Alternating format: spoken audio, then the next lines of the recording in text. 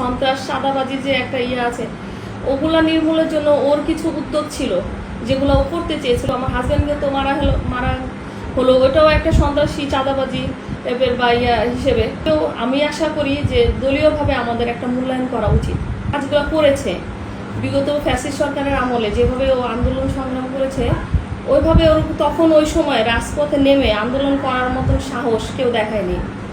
যখন ঢাকা শহরে কেউ একটা পোস্টার লাগানো বা একটা মিছিল করার সাহস পেত না, তখন ও রাজপথে একা নেমে ওর যে দলীয় কর্মীগুলো ছিল ওদেরকে সাথে নিয়ে আন্দোলন করছে। তার জন্য ও অনেকবার জেল খেটেছে। গত 17 বছরে প্রায় 8 বছরের মতো জেল খেটেছে। প্লাস ও মনে করেন যে 5-6 বারের মতো গুম হয়েছে। তারপরে আপনার ওকে প্রায় 5 বারের মতো জেল গেট থেকে ওকে উঠায় নিয়ে গেছে। একটার পরে একটা মামলা, প্রায় 100-র উপরে মামলা ছিল ওর নামে। তো এখন ও যে ত্যাগ স্বীকার করেছে সেটা তো আসলে সবাই জানে। এটা ওরকমভাবে এমন না যে না বললে কেউ জানবে না বা জানে না।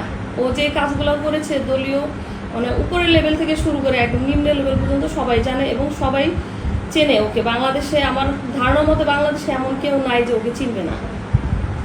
তো ওইভাবে চিন্তা করতে গেলে ওর যে মূল্যায়ন ছিল, আর ও রাজনীতি করার কারণে বিগত সরকারের আমলে আমরা পরিবার থেকে অনেক হয়রানির শিকার হয়েছি।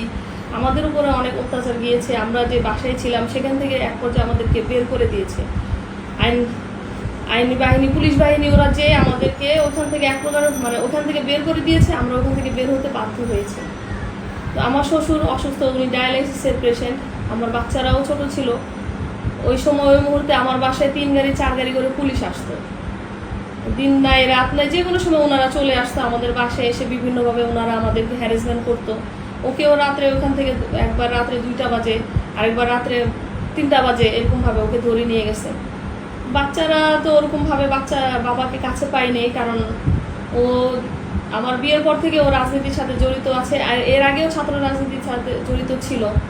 ছোটবেলা থেকেই বাবাকে পাই নাই। আর আমি তো স্বামী হিসেবে ওরকমভাবে ওকে কখনো কাছে পাই নাই। বাসায় থাকতো না, বিভিন্ন সময় বিভিন্ন জায়গায়, মানুষের বাসায় বিভিন্ন জায়গায় এইভাবে থাকছে।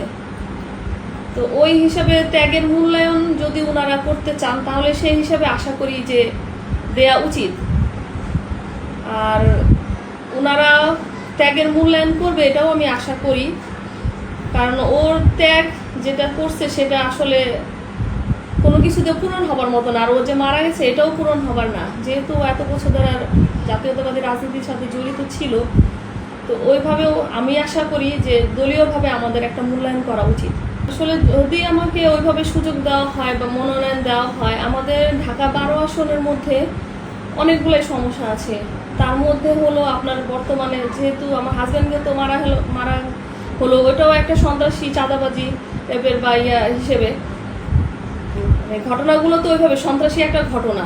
তো আমাদের যে মাদক, তারপরে সন্ত্রাস চাঁদাবাজি যে একটা আছে, ওগুলা নির্মূলের জন্য ওর কিছু উদ্যোগ ছিল যেগুলো ও করতে চেয়েছিল। যেমন আমাদের এখানে যে বিভিন্ন এলাকায় যে বাড়িওয়ালাদের নিয়ে একটা সোসাইটি বা অ্যাসোসিয়েশন তৈরি করে বাড়িওয়ালাদের মাধ্যমে মাদক বিরোধী যে অভিযানগুলো ছিল, তারপরে মানে সন্ত্রাসী চাঁদাবাজি যে ইয়াগুলো ছিল, এগুলা যেন ও মানে সবাইকে নিয়ে একত্র করে বাড়িওয়ালা একটা সমিতি করে বা ওইভাবে একটা সংগঠন তৈরি করে বাড়িওয়ালাদেরকে, স্থানীয় বাড়িওয়ালাদের সাথে নিয়ে বিভিন্ন এই কার্যক্রমগুলো করার ইচ্ছা ছিল। তো ওইভাবে আমিও সেভাবে আগানোর চেষ্টা করব। আমাদের এখানের, আমাদের এই এলাকার, আমার অন্য এলাকা বা আমাদের আরও যে আসনে যে বিভিন্ন এলাকাগুলো আছে, ওভাবে বিশেষ করে এই কাজগুলো করার ইচ্ছা আছে।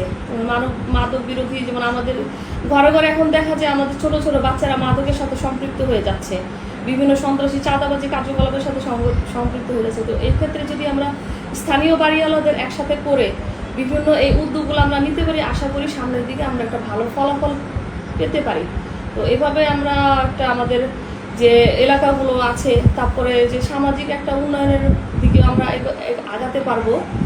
আরও বিভিন্ন রকমের পদক্ষেপ ওগুলোও করার ইচ্ছা আছে, যেগুলো সমস্যা অনুযায়ী মানে ওই সময়ে যে সমাধানগুলো প্রয়োজন প্রত্যেকটা সমস্যার, ওইভাবে আমরা সমস্যাগুলোকে বিচার বিশ্লেষণ করে ওইভাবে সমাধান করার চেষ্টা করব।